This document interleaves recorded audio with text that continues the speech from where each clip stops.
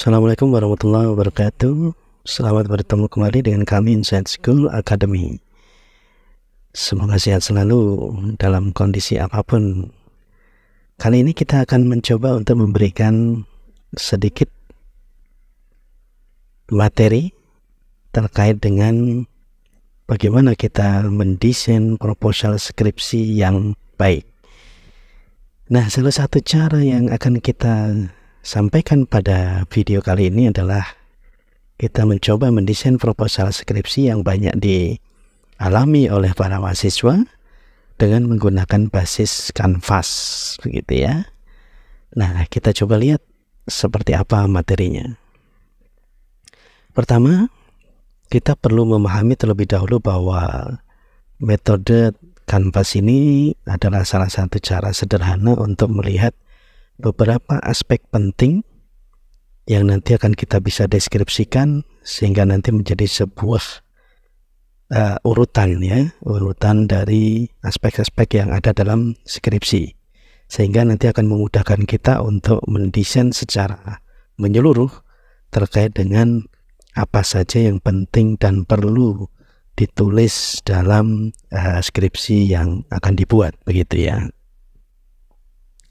Ada beberapa hal penting yang perlu kita sampaikan dalam penggunaan metode kanvas ini. Yang pertama, kita secara sederhana saja mencoba membagi menjadi 6 poin. Yang pertama, kita coba akan melihat tema atau topik dari permasalahan yang nanti akan kita bahas dalam skripsi kita. Nah, nanti untuk lebih detail dalam video-video berikutnya juga nanti akan kita sampaikan terkait dengan tema-tema yang penting dan menarik untuk dijadikan penelitian. Kemudian poin yang kedua adalah bagaimana kita nanti akan mengidentifikasi terkait dengan gap masalah yang ada, sehingga kita bisa melihat seberapa penting nanti masalah kita, sehingga itu menjadi landasan dasar bahwa riset kita itu nanti akan layak dilakukan, begitu ya. Kemudian yang ketiga, kita akan bisa melihat dari sisi kebaruan atau novelty-nya, di mana skripsi yang akan kita buat itu nanti meskipun dengan tema yang sama, tapi kita perlu mendeskripsikan, memberikan gambaran kepada para pembaca bahwa ada hal-hal baru yang ditampilkan dalam skripsi ini, sehingga sekali lagi itu menjadi landasan kuat supaya skripsi atau riset yang akan kita lakukan itu nanti memang layak untuk dilakukan, begitu. Kemudian yang keempat, kita akan melihat tujuannya, tujuan dari riset yang akan kita lakukan itu, ya, berdasarkan tadi tema atau topik, kemudian gap permasalahan yang ada, kemudian juga nilai-nilai kebaruan yang muncul dalam desain kita. Kemudian yang kelima, kita nanti akan memberikan gambaran sedikit terkait dengan teori-teori apa yang akan dipergunakan dalam riset kita, sehingga itu nanti menjadi dasar kita untuk mengarahkan riset kita itu ke hal-hal yang lebih kompleks mungkin, dan juga nanti lebih terarah, begitu. Kemudian yang terakhir, yaitu terkait dengan metode penelitian yang akan dilakukan.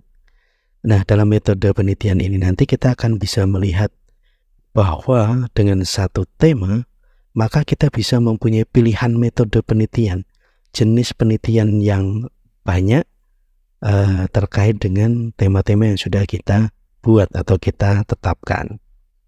Nah, baru kemudian dengan adanya deskripsi dari aspek-aspek penting tersebut, maka nanti terakhir kita akan mendesain judul yang menarik sesuai dengan tema dan juga sesuai dengan isi kajian. Selama ini banyak yang misalnya dihadapi oleh para mahasiswa bahwa judul ditentukan terlebih dahulu, sehingga nanti ketika tema, topik, gap permasalahan yang ada di lokasi penelitian tidak sesuai, maka itu menjadi kendala dan menjadi permasalahan yang serius, sehingga harus mengganti judul. Jadi dalam video ini kami hanya akan memberikan gambaran bahwa ketika kita menentukan judul itu nanti berbasis dari apa yang sudah kita identifikasi terlebih dahulu. Sehingga pilihan-pilihan kata dalam judul itu nanti juga akan menentukan jenis penelitian yang diambil. Langsung saja kita coba untuk memberikan penjelasan lebih lengkap pada aspek-aspek yang tadi sudah disebutkan. Nah, yang pertama terkait dengan tema atau topik. Nah, misalnya di sini kita akan mencoba mengambil sebuah tema yang mungkin sudah banyak dikaji tetapi juga masih layak untuk dijadikan penelitian. Yang pertama terkait dengan tema atau topik ini, misalnya kita menggali sebuah tema terkait dengan bullying di sekolah. Nah, ketika kita akan menggali tema bullying sekolah itu, kita benar-benar harus mengobservasi, mencari hal-hal yang menarik dan juga nanti bisa diangkat menjadi sebuah penelitian yang baik begitu ya. Kemudian dari adanya tema tersebut kita bisa mengidentifikasi adanya gap masalah. Nah, ini saya berikan 2 contoh saja, misalnya adanya ketimpangan perilaku bullying dan pencegahannya. Jadi misalnya di beberapa tempat atau lokasi penelitian yang di situ ada fenomena bullying, kita bisa melihat apakah ada ketimpangan perilaku bullying tersebut dan pencegahannya. Entah nanti terkait dengan korban, entah nanti terkait dengan pelaku bullying sendiri, atau entah terkait dengan pihak-pihak lain yang bersinggungan dengan korban dan pelaku. Jadi misalnya di sekolah begitu, pencegahannya seperti apa, kemudian juga hasil yang sudah didapatkan seperti apa bisa kita lihat.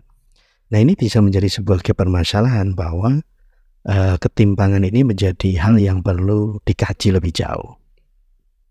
Kemudian juga ada permasalahan misalnya ternyata muncul perilaku baru, jadi dengan konsep yang disebut dengan cyberbullying. Bullying yang dilakukan misalnya di media sosial, ya, kemudian di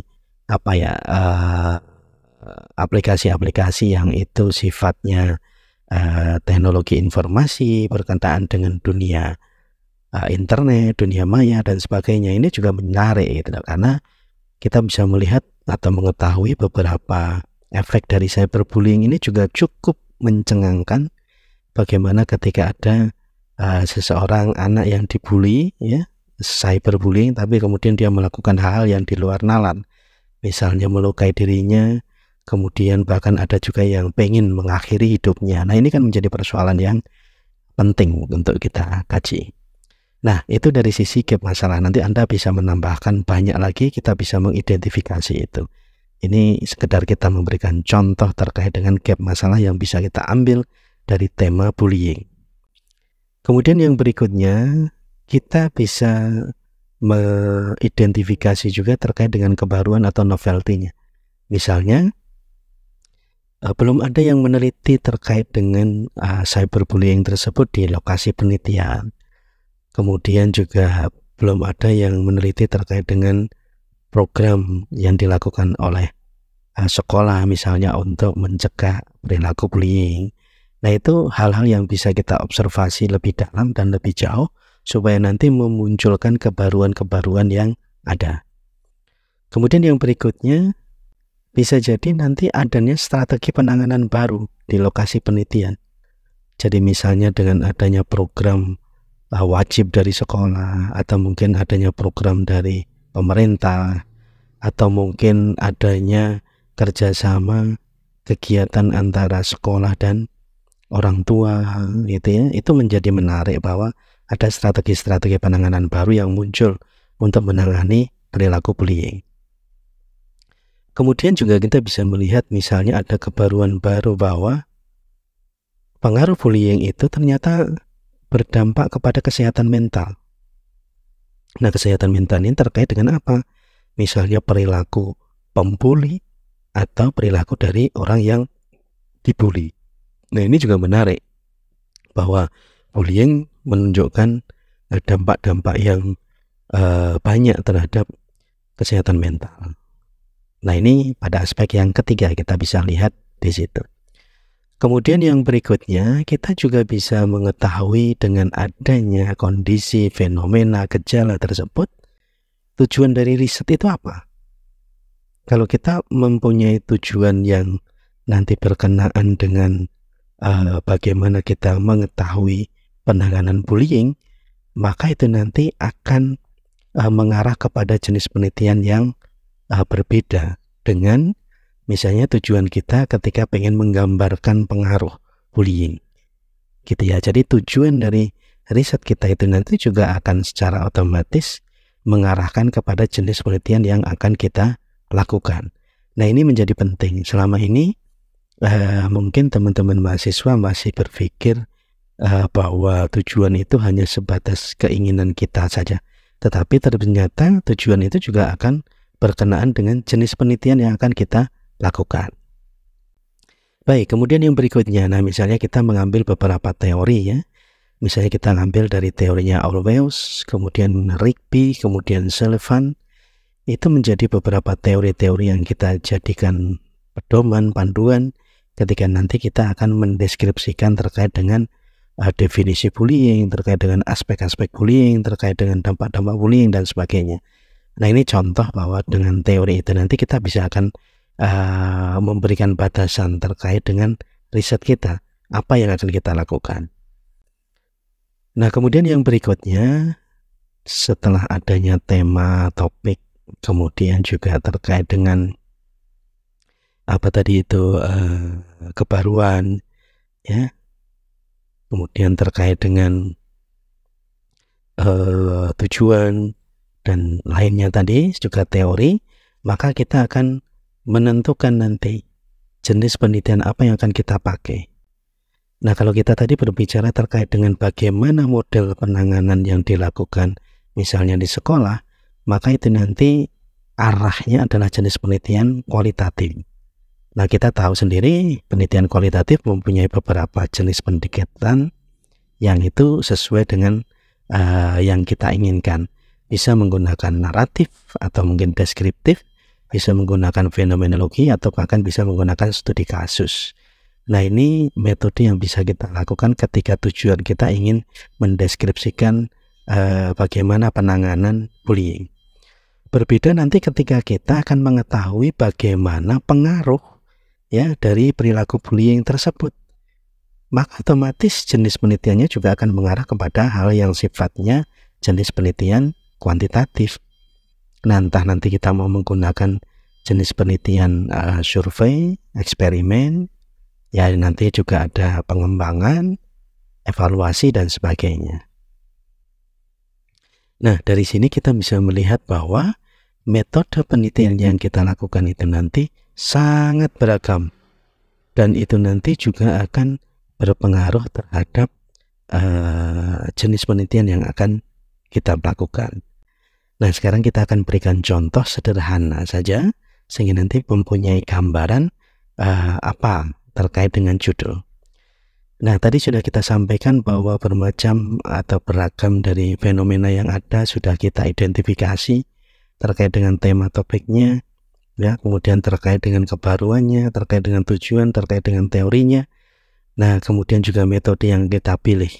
Nah, dari konsep pertama tadi terkait dengan tema bullying, kita bisa misalnya membuat ya desain judul, misalnya strategi pemulihan trauma bullying melalui konseling. Nah, ini nanti akan mengarah kepada penelitian-penelitian kualitatif. Ya, entah tadi misalnya menggunakan naratif, fenomenologi, atau studi kasus. Kemudian kita juga bisa membuat desain penelitian dengan tema yang sama tadi bullying, misalnya dampak program bullying terhadap motivasi belajar siswa. Nah, itu nanti bisa kita lakukan dengan jenis penelitian evaluasi, karena kita akan melihat seberapa besar program yang sudah dilakukan itu tercapai dari tujuan awalnya, ya. Kemudian yang ketiga, kita juga bisa mempunyai opsi pilihan judul, misalnya kita menggunakan riset-riset yang sifatnya itu kuantitatif tapi berbasis survei, misalnya pengaruh pola asuh terhadap perilaku bullying siswa. Nah, itu nanti mengarah kepada penelitian yang sifatnya kuantitatif. Pilihan judul yang lain juga bisa kita lakukan ketika misalnya kita menggunakan model eksperimen, ya, tetapi dengan model kuasi eksperimen. Jadi misalnya kita menggunakan judul efektivitas metode deep talking dalam penanganan perilaku bullying di sekolah. Sehingga dari situ kita nanti akan bisa melihat, misalnya mendeskripsikan bagaimana metode deep talking itu diberikan kepada kelas tertentu. Kemudian nanti kita akan bisa melihat seberapa besar metode tersebut terhadap penanganan perilaku bullying di sekolah. Nah, kemudian juga kita masih punya pilihan lagi terkait dengan judul yang bisa kita kembangkan, misalnya pengembangan instrumen pembelajaran holistik dalam pencegahan perilaku bullying di sekolah. Nah, ini juga menarik. Kita menggunakan pendekatan jenis penelitian pengembangan, artinya kita membuat instrumen-instrumen secara kuantitatif, nanti kita akan melakukannya. Nah, kemudian kita juga bisa melihat misalnya kalau misalnya teman-teman sudah mempunyai kegiatan atau misalnya sudah menjadi pendidik atau guru, nanti bisa dilakukan jenis penelitian tindakan kelas, karena itu nanti bisa akan memudahkan kita juga untuk melakukan riset di lingkungan kita sendiri. Jadi misalnya kita menggunakan pilihan atau jenis judul peningkatan self-confidence siswa melalui metode deep talking dalam pencegahan bullying di sekolah. Nah, itu nanti guru atau pendidik yang akan melakukan riset bisa melakukan di kelas yang bisa menjadi subjek penelitian yang akan dilakukan. Nah, ini sedikit gambaran dan deskripsi singkat bagaimana kita menggunakan metode Canvas untuk mengidentifikasi beberapa aspek penting dalam mendesain proposal skripsi atau mendesain skripsi, sehingga nanti akan memudahkan kita untuk membuat urutan dan runtutan dari apa yang akan kita tulis dalam skripsi kita. Semoga bermanfaat dan salam sukses. Kita akan ketemu lagi dalam video-video berikutnya. Assalamualaikum warahmatullahi wabarakatuh.